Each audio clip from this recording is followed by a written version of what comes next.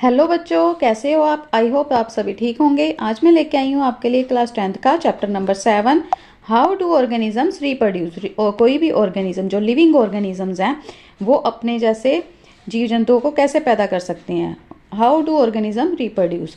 अगर आपने मेरे चैनल को सब्सक्राइब नहीं किया है तो सबसे पहले सब्सक्राइब कर दें बेटा। आपके सब्सक्राइब के बटन दबाने से हमें मोटिवेशन मिलती है, इसलिए प्लीज़ सब्सक्राइब जरूर कर दिया करें और लाइक भी कर दिया करें।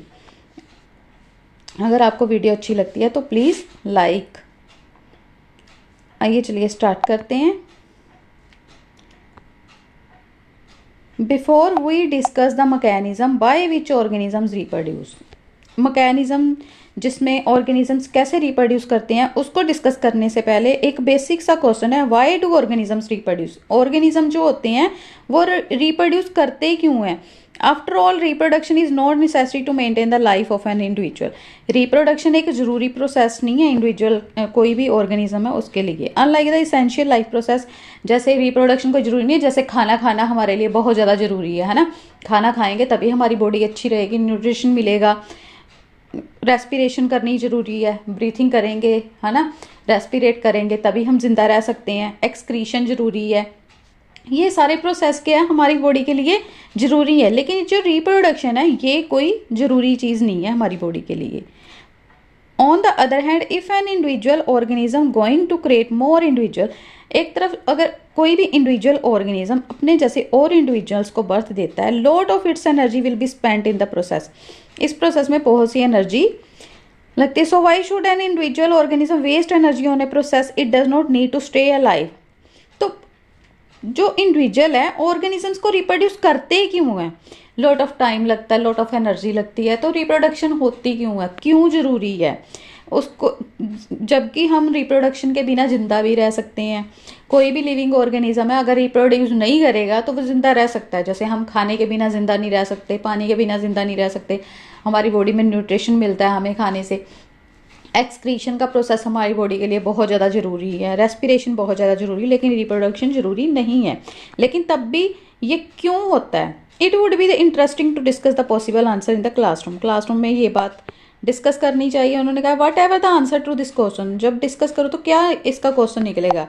इट इज़, इसका आंसर क्या हो सकता है। It is obvious that we notice organism because they reproduce. कि ऑर्गेनिज्म क्यों रिप्रोड्यूस करते हैं। There be we only one and non reproducing member of a particular kind, it is doubtful that we should have noticed existence. It is large number of organisms belonging to a single species that bring them over notice. How do we know that two different individual organisms belong to the same species? Usually we say this because they look similar to each other. Reproducing organisms create new individual that look very much like themselves. इस सारी बात का बेटा क्या मतलब है कि जो रिप्रोडक्शन होती है, जैसे एक मेंबर को देखा है ना, जैसे आप ला लो कैट है जहाँ डॉग है, उसकी जो कैटेगरी रहती है वो तो अलग अलग रहती हैं, लेकिन क्या है जो सेम फैमिली के हैं उनमें को देख के हमें पता चलता है कि ये सेम स्पीसीज है। कैसे पता चलता है, because they look like similar to each other, एक दूसरे के बिल्कुल ज़्यादा सेम दिखते हैं।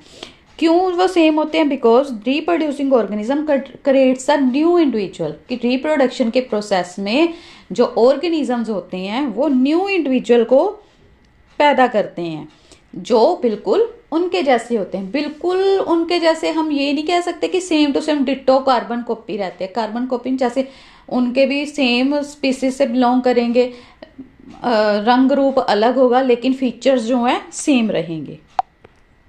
Do organism create exact copies of themselves, जैसा कि अभी मैंने कहा कि वो एग्जैक्ट कॉपी नहीं रहते।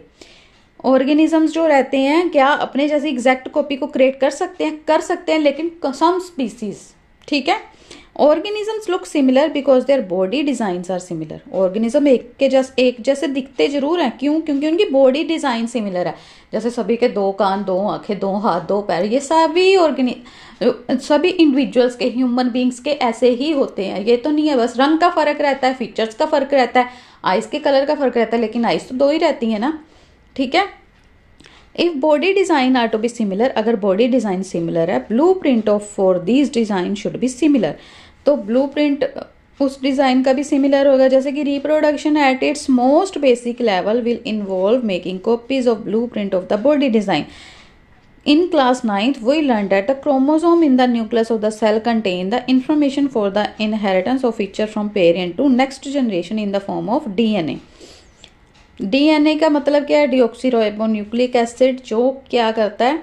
इनहेरिटेंस को कंट्रोल करता है। इनहेरिटेंस मतलब कि पेरेंट्स, जैसे पेरेंट्स हैं, उनके जो फीचर्स हैं नेक्स्ट जनरेशन में किसके थ्रू जाते हैं? डीएनए के थ्रू। डीएनए कहाँ रहता है बेटा? क्रोमोसोम में रहता है, क्रोमोसोम के न्यूक्लियस में रहता है। क्रोमोसोम कहाँ रहता है? सेल के न्यूक्लियस में रहता है। ये सारी चीज़ें हमने 9th क्लास में पढ़ रखी हैं। DNA in the cell nucleus is the information source for making protein.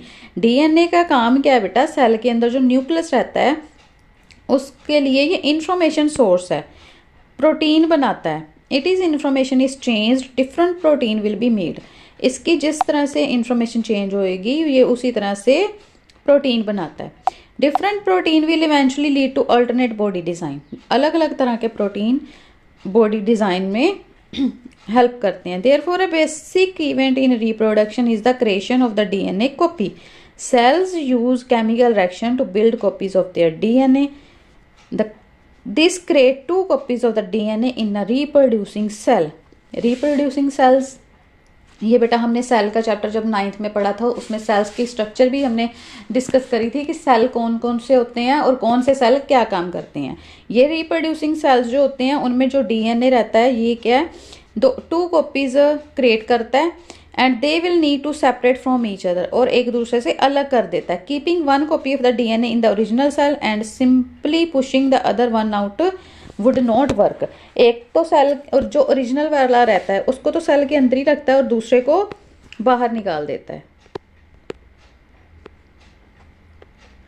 Because the copy pushed out would not have any organized cellular structure for maintaining life process। क्योंकि जो उसने कॉपी को cell से बाहर निकाल दिया ना, डीएनए की जो कॉपी है ऐसे थ्रेड लाइक स्ट्रक्चर होती है, उसको क्या करा? एक को तो उसने सेल के अंदर रखा, दूसरे को बाहर निकाल दिया। लेकिन उससे क्यों? क्योंकि उसका कोई भी काम नहीं है for maintaining the life process. Therefore DNA कॉपिंग is complete by the creation of an additional cellular apparatus। Then the DNA copy separate each with its own cellular apparatus. Cell divide to give rise to new cells। जो DNA copy होता है वो किससे होता है? जो cell के अंदर जो सेलुलर अपरेटस होता है, जब डीएनए सेपरेट हो गया, उसकी कॉपी सेपरेट होगी तो उसने अपना सेलुलर अपरेटस बना लिया। जो भी उसको चाहिए वो चीज़ उसने खुद बना ली और सेल ने क्या किया? फिर से दोबारा से दो सेल बना दिए। Give rise to the two cells. A cell divide to give rise to new two cells। These two cells are of course similar। ये दोनों सेल बहुत सिमिलर होते हैं, but are they likely to be absolutely identical. क्या एक दूसरे के बिल्कुल ही आइडेंटिकल होते हैं? आंसर है इस क्वेश्चन का will depend on how accurately the copying reaction involve occur. कि कैसी उसकी कॉपी हुई है, ये उस बात पे डिपेंड करता है कि ये बिल्कुल उसके जैसा होगा कि नहीं होगा। क्यों? क्योंकि उसके प्रोसेस पे डिपेंड करता है। No biochemical reaction is absolute reliable. कोई भी बायोकेमिकल रिएक्शन आपस में बिल्कुल मेल नहीं खाते। Therefore it is not only be exact copy, the process of copying the DNA will have same variation each time. इसमें कोई भी बायोकेमिकल रिएक्शन, जैसे कि हमने अभी पढ़ा, कोई भी बायोकेमिकल रिएक्शन है बिल्कुल सेम नहीं होता। इसीलिए हम इस प्रोसेस में ये एक्सपेक्ट नहीं कर सकते कि जो डीएनए की कॉपी हो रही है will have same variation each time. Her time उसमें सेम वेरिएशंस होंगी, सेम करेक्टर होंगे, सेम फीचर होंगे। हम ये इस बात को एक्सपेक्ट नहीं कर सकते। As a result the DNA copies generate will be similar.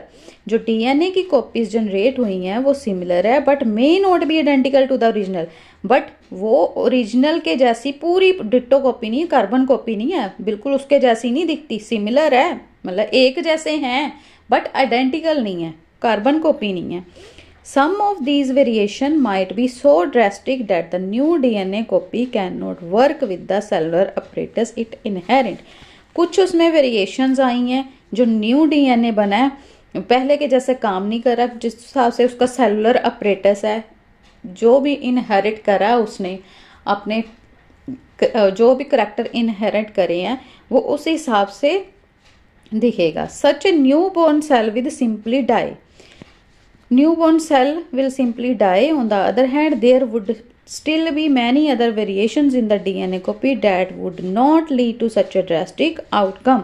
Thus the surviving cell are similar to, एक तो सेल से जो डीएनए, जैसे कि हमने पहले डिस्कस करा, डीएनए में जो डबल सेल बना उसमें से एक तो उसने सेल के अंदर रखा, दूसरे को बाहर निकाल दिया, है ना। तो वो क्या होता है, सेल विल सिंपली डाई। तो जिसमें सरवाइव कर रहा है, जो सेल सरवाइव कर रहा है but subtly different from each other, जो सरवाइव कर रहा है वो एक दूसरे से डिफरेंट हो रहे हैं। This inhibit tendency for variation during reproduction is the basis for evolution. Evolution के टॉप चैप्टर में बेटा ये सारी चीजें हमने डिस्कस करी थी। अगर आपने वो वीडियो नहीं देखी तो वो भी जरूर देख लेना, आपको हेरिडिटी और वेरिएशन का टॉपिक भी अच्छे से क्लियर हो जाएगा। इंपॉर्टेंस ऑफ वेरिएशन, वेरिएशन की इंपॉर्टेंस क्या है। Populations of organism fill well defined places और niches in the ecosystem using their ability to reproduce. कोई भी ऑर्गेनिज्म की जो पॉपुलेशन है एक जगह पे, जैसे अलग अलग जगह पे हमें अलग अलग तरह के ऑर्गेनिजम्स मिलते हैं इकोसिस्टम में, वो using their ability to reproduce, वो वहीं पे रिप्रोड्यूस करते हैं, है ना, using their ability to reproduce. The consistency of DNA copying during the reproduction is important for the maintenance of the body design features that allow the organisms to use the particular niche. Reproduction is therefore linked to the stability of the population of the species. Reproduction बेटा जरूरी क्या है, क्यों जरूरी है, for the stability of the population of the species. किसी भी species की जो पॉपुलेशन है किससे स्टेबल रहती है, रिप्रोडक्शन के प्रोसेस से। जैसे और अगर ऑर्गेनिज्म रिप्रोड्यूस ना करो तो उनकी तो जाति खत्म हो जाएगी, हमें कैसे पता चलेगा। जैसे डायनासोर वगैरह थे, है ना, पहले के टाइम में इकोसिस्टम में वो सरवाइव नहीं कर पाए तो उनकी जनरेशन खत्म हो गई। ऐसे कई जनरेशन होती हैं, ऐसे ही खत्म हो जाती है। अगर रिप्रोडक्शन नहीं होगी तो स्पीसीज की खत्म हो जाएगा। However, niches can change because of reason beyond the control of the organisms. Temperature on the earth can go up or down. Water level can vary or there could be meteorites hit. To think of a few examples. कई बार क्या होता है कि कुछ features change हो जाते हैं, क्यों, ऑर्गेनिजम्स जो कंट्रोल, ऑर्गेनिजम्स में जो करेक्टरिस्टिक फीचर्स रहते हैं, कंट्रोल होते हैं, उस किस चीज़ पे डिपेंड करते हैं कि अर्थ का टेम्परेचर कैसा है, गो अप और डाउन, वाटर लेवल कैसा है। कई चीज़ें ऐसी हैं जो इफेक्ट करती हैं। If A population of the reproducing organisms were suited to a particular niche and if the niche were drastically altered, population could be wiped out. However, if some variation were to be present in a few individuals in these population, there would be some chance for them to survive. अगर इनमें से बेटा जैसे कोई गर्मी में रहने वाला जीव जंतु है ना, अगर वो बर्फीली जगह पे चला जाएगा तो वो तो खुद ही नहीं जिंदा रहेगा। रिप्रोडक्शन प्रोसेस अगर रिप्रोड्यूस करेगा भी तो वहाँ पे जो उसका इन्वायरमेंट है उस अकॉर्डिंग नहीं होगा, तो जा तो वो अगर उसको उसका सूटेबल इन्वायरमेंट मिलेगा तो सरवाइव करेगा। कई बार क्या होता है जनरेशन्स में कुछ ऐसे फीचर्स आ जाते हैं जिससे वो अडेप्ट कर लेता है इन्वायरमेंट को और कहीं पे भी सरवाइव कर सकता है, लेकिन कई नहीं सरवाइव कर पाते तो उससे उनकी पॉपुलेशन ख़त्म हो जाती है। If there were a population of bacteria living in the temperature water and if the water temperature were to be increased by the global warming, जैसे कि बैक्टीरिया है वाटर के टेम्परेचर में रह सकते हैं अगर, लेकिन वाटर का टेम्परेचर ग्लोबल वार्मिंग के कारण इंक्रीज हो गया तो कई जो बैक्टीरिया डाई खत्म हो जाएंगे। But the few variants resistance to heat would survive, but कई वेरिएंट्स ऐसे हैं, कई बैक्टीरिया ऐसे जो सर्वाइव कर जाएंगे और बहुत तेजी से बढ़ेंगे। Variation is the useful for the survival of the species over time, इसीलिए वेरिएशंस स्पीसीज की सर्वाइवल के लिए बहुत ज़्यादा ज़रूरी है। जैसे कि अभी हमने डिस्कस करा, कोई गर्म जगह पे रहने वाला जीव जंतु है, कोई ऑर्गेनिज्म है, ठंडी जगह पे शिफ्ट कर दो तो वहाँ पे रिप्रोड्यूस नहीं करेगा। अगर रिप्रोड्यूस होगी भी तो मे बी उसमें भी वो सारे करैक्टर्स आ जाए कि वो सर्वाइव कर पाए। ये चीज़ें वेरिएशंस होती हैं। जैसे कि अभी एक और एग्जांपल दी इन्होंने बैक्टीरिया की, कोई भी बैक्टीरिया जैसे ठंडे पानी में सर्वाइव कर सकता है। अगर ग्लोबल वार्मिंग के कारण पानी का टेम्परेचर चेंज हो गया तो वो बैक्टीरिया तो मर जाएंगे। जो ठंडे पानी में सर्वाइव कर सकते थे वो गर्म पानी में कैसे करेंगे, वो तो मर जाएंगे। लेकिन जो गर्म पानी में सर्वाइव करने वाले हैं वो तो एकदम से बढ़ जाएगी, उनकी पॉपुलेशन बढ़ जाएगी। इसीलिए वेरिएशंस बहुत ज़्यादा ज़रूरी है। इसके बाद बेटा ये कुछ एक्सरसाइजेस के क्वेश्चंस हैं। आई होप मैंने जितना भी टॉपिक आज कराया आपको सारा अच्छे से क्लियर हो गया होगा और अच्छे से समझ में आ गया होगा। बाकी का टॉपिक बेटा हम नेक्स्ट वीडियो में डिस्कस करेंगे। नेक्स्ट वीडियो में हम पढ़ेंगे modes of reproduction used by single organisms. अगर वीडियो अच्छी लगी तो please like, share and subscribe. Thank you.